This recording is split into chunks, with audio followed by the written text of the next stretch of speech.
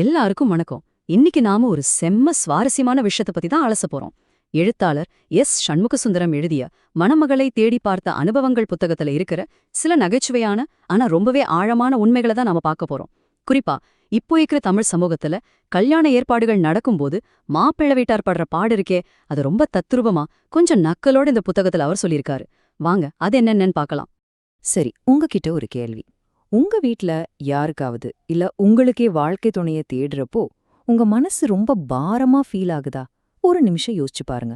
ஏன்னா இன்றைய காலகட்டத்துல ஒரு மணப்பெண்ணை தேடுறது சாதாரண விஷயமே கிடையாதுங்க. வீட்ல கல்யாண பேச்சை எடுத்தாலே போதும், ஏதோ பெரிய பூகம்பம் வந்த மாதிரி ஒரு பதற்றம் துத்திக்குது இல்லையா? இந்த யதார்த்தத்தை தான் ஆசிரியர் ரொம்ப அழகா கேள்வி கேட்கிறாரு. கல்யாணம் ஆகுற வரைக்கும் பொண்ணு தேடுறதுங்கிறது மாப்பிள்ளை வீட்ல ஒரு தினசரி சிலபஸ் மாதிரி ஆயிடுது. காலையில எழுந்த உடனே ஒரு புரோக்கர் வருவாரு, மதியம் வாட்ஸ்அப்ல ஒரு போட்டோ வரும், சாயங்காலம் பார்த்தா ஜாதகம் பொருந்தலன்னு ஒரு மெசேஜ் வரும். இந்த மாதிரி தினமும் நடக்கிற ஒரு போராட்டத்துல மாப்பிள்ளை வீட்டார் சந்திக்கிற மன உளைச்சல், ஏமாற்றங்கள், குழப்பங்கள், அப்பா இத வார்த்தையாலே சொல்ல முடியாதுங்க. இதுல ஒரு முக்கியமான விஷயம் என்னன்னா, ஒரு காலத்துல கல்யாணங்கிறது மனுஷ வாழ்க்கையில ஒரு சாதாரண மைல்கல்லா இருந்துச்சு. குறிப்பிட்ட வயசு வந்ததும் ரொம்ப ஈஸியா முடிஞ்சிரும். ஆனா இப்போ அது ஒரு இமாலய பணிங்க. சொல்லப்போனா ஒரு மிகப்பெரிய போராட்டனே சொல்லலாம். ஒவ்வொரு நாளும் பொண்ணு வீட்ல இருந்து வர்ற புது புது நிபந்தனைகளும் எதிர்பார்ப்புகளும் மாப்பிள்ளை வீட்டார அப்படியே திணறடிச்சிடுது.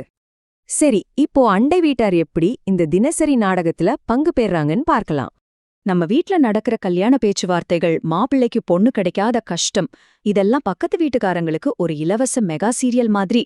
எந்த செலவும் இல்லாம அவங்களுக்கு ஏகப்பட்ட கிசுகிசுகள் கிடைச்சிடுது. என்னங்க, அந்த வீட்ல பையனுக்கு இன்னும் பொண்ணு அமையலையாமே அப்படின்னு ஆரம்பிச்சு அதுல கொஞ்சம் காரசாரமா மசாலா தடவி மத்தவங்க கிட்ட சொல்றப்போ மாப்பிள்ளை வீட்டாருக்கு அது இன்னும் பெரிய தலைவலியா மாறிடுது. நம்ம கஷ்டம் மத்தவங்களுக்கு எப்படி ஒரு இலவச பொழுதுபோக்கா மாறுதுங்கிறத ஆசிரியர் செம்ம காமெடியா சொல்லியிருக்காரு. இப்போ வீட்டுக்குள்ள நடக்கிற விஷயத்துக்கு வருவோம். மதியம் 2 மணிக்கு சாப்பிட வர்ற குடும்பத் தலைவன் படுற பாடு இருக்கே, அத ஒரு நாடகம் மாதிரியே விவரிக்கிறாரு. ஒரு பக்கம் மூத்த பையன் தனி குடித்தனம் போகணும்னு தவழ் வாசிக்கிறான், அதாவது நச்சரிக்கிறான். கல்யாணமாகாத பொண்ணும் தனக்கு இன்னும் கல்யாணம் ஆகாததுக்கு ஜோஷியரை குறை சொல்றா. இது பத்தாதுன்னு வீட்ல இருக்கிற மருமகள் மீ2ல கம்ப்ளைண்ட் கொடுத்துட்டு எங்க அப்பா வீட்டுக்கே போயிடுவேன்னு மிரட்டுறா. இந்த மாதிரி அடுக்கடுக்கான புகார்களை ஒரு குடும்பத் தலைவன் எப்படித்தான் சமாளிக்கிறானோ படிக்கும்போதே நமக்கு சிரிப்பு தாங்கல. கடைசியா வீட்ல நடக்கிறது எல்லாம் பொறுமையா கவனிச்சிட்டு இருக்கிற மனைவி குப்பைய கொட்ட வரும்போது வெடிச்சிடுறாங்க. இந்த டிவி சீரியல் மாதிரி நடக்கிற நாடகத்துக்கு எப்போதான் விடிகாலம் பிறக்குமோ முதல்ல கல்யாணத்தை சீக்கிரம் முடிங்கன்னு கோவப்படுறாங்க. இந்த மாதிரி நாலா பக்கத்திலிருந்தும் வர்ற பிரஷர் தான் மாப்பிள்ளை வீட்டார எப்படியாவது சீக்கிரம் ஒரு பொண்ணை பார்த்து முடிங்கடான்னு அவசரப்படுத்துது. ஆனா 1 மணி நேரம் லேட்டா பதில் சொன்னா கூட போதும், பொண்ணை வீட்டார் வேற மாப்பிள்ளைய ஓகே பண்ணிடுறாங்க. அடுத்து இந்த பிரச்சனைக்கு அபத்தமான எதிர்கால தீர்வுகள் என்னன்னு பார்க்கலாம்.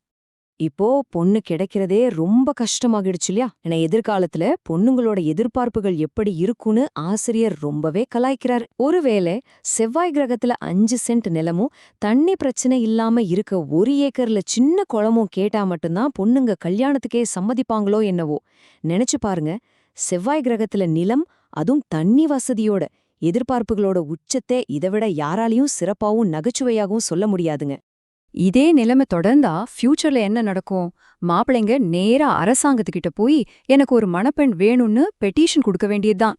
உலக பேங்க்ல கடன் வாங்கி ஒரு சர்வதேச ஆதார் அட்டைய அறிமுகப்படுத்த வேண்டியிருக்கும். அது மட்டுமா, பொண்ணை பெத்தவங்களுக்கு மாப்பிள்ளை வீட்டார் லைஃப் இன்சூரன்ஸ் வேற பண்ணி தரணும். இந்த மாதிரி ஏகப்பட்ட கற்பனை தீர்வுகளை ஆசிரியர் அடுக்குறாரு. கேட்கறதுக்கு ரொம்ப சிரிப்பா இருந்தாலும் மணப்பெண் தட்டுப்பாடு எந்த அளவுக்கு சீரியஸா போயிட்டு இருக்குங்கிறத இது நமக்கு சுட்டிக்காட்டுது. இன்னொரு சுவாரஸ்யமான விஷயம் சொல்றாரு கேளுங்க. அடுத்த 100 வருஷத்துல இந்தியாவுல மணப்பெண்கள் பற்றாக்குறையால ஒரு போர் வந்தாலும் ஆச்சரியப்படுறதுக்கு இல்லன்னு சொல்றாரு. நம்ம ஒரு பசங்க கல்யாணத்துக்காக வெளிநாட்டினரை நம்பி இருக்க வேண்டிய நிலைமை வரலாம். குறிப்பா சீனா மாதிரி நாடுகளை நோக்கி நம்ம போக ஆரம்பிச்சா அது நம்ம நாட்டோட அந்நிய செலவாணிய பாதிச்சு பொருளாதாரத்தைய ஆட்டம் காண வச்சிடும்னு ரொம்ப சீரியஸான விஷயத்த செம்ம காமெடியா எச்சரிக்கிறாரு. இப்போ கடைசியா ஒரு முக்கியமான கட்டத்துக்கு வந்துட்டோம். அதிகார நிலைமாற்றம். இத்தனை நகைச்சுவைக்கும் கிண்டலுக்கு பின்னாடி ஒரு மிகப்பெரிய சமூக மாற்றம் ஒளிஞ்சிருக்குங்க. பழைய காலத்துல பாத்தீங்கன்னா மாப்பிள்ளை வீட்டார் தான் எப்பவுமே கெத்து காட்டுவாங்க. அதிகாரம் முழுக்க அவங்க கையில தான் இருக்கும். பொண்ணு வீட்டார் அவங்க சொல்றத கேட்டுட்டு இருப்பாங்க. ஆனா இப்போ அந்த காலமெல்லாம் மலையேறிடுச்சு. இந்த அதிகார சமன்பாடு அப்படியே தலைகீழா மாறிடுச்சு. இப்போ பொண்ணு வீட்டார் தான் ரூல்ஸ் போடுறாங்க, அவங்க தான் கெத்து காட்டுறாங்க. சொல்லப்போனா முடிவெடுக்கிற மொத்த பவரும் அவங்க கைக்கு மாறிடுச்சு. மாப்பிள்ளை வீட்டார் தங்களோட பலத்தை முழுசா இழந்துட்டாங்கங்கிறது தான் இன்னைக்கு இருக்கிற மறுக்க முடியாத உண்மை. இந்த ஒரு வரிய மட்டும் நல்லா கவனிங்க. ஒட்டுமொத்த விஷயமும் உங்களுக்கு புரிஞ்சிடும். வேலை கூட சிபாரிசு பண்ணி வாங்கி விடலாம், ஆனால் பெண்ணை கல்யாணம் பண்ணிக்கொள்ள சிபாரிசு கடிதம் வாங்க வேண்டும் போல தெரிகிறது. உண்மையிலேயே இவ்ளோ ஆழமான வரிகள். ஒரு நல்ல வேலையை தேடி பிடிக்கிறத விட ஒரு மணப்பெண்ணை கண்டுபிடிக்கிறது இப்போ எவ்ளோ பெரிய டாஸ்கா மாறிடுச்சுங்கிறத இந்த வரிகள் ரொம்ப ஸ்ட்ராங்கா நம்ம மூளையில பதிவு செய்யுது. ஃபைனலா நம்ம எல்லாரும் யோசிக்க வேண்டிய ஒரு கேள்வி இருக்கு. எதிர்பார்ப்புகளும் அதிகாரங்களும் முழுசா மாறிப்போன இந்த புது யுகத்துல ஒரு வரனை முடிச்சு கல்யாணம் பண்ணிக்கிறதுக்காக நீங்க எந்த எல்லை வரைக்கும் போக தயாரா இருக்கீங்க? இது சும்மா ஒரு நகைச்சுவைக்கான கேள்வி மட்டும் கிடையாதுங்க. ரொம்ப வேகமா மாறிட்டு வர நம்ம கல்யாண கலாச்சாரத்தோட ஒரு பெரிய ரிஃப்ளெக்ஷன். கண்டிப்பா இந்த விஷயங்கள் உங்களுக்கு ஒரு புது பார்வையை கொடுத்துருக்கோன்னு நம்புறேன். இந்த மாதிரி இன்னொரு சுவாரஸ்யமான டாபிக்கோட உங்களை வந்து சந்திக்கிறேன்.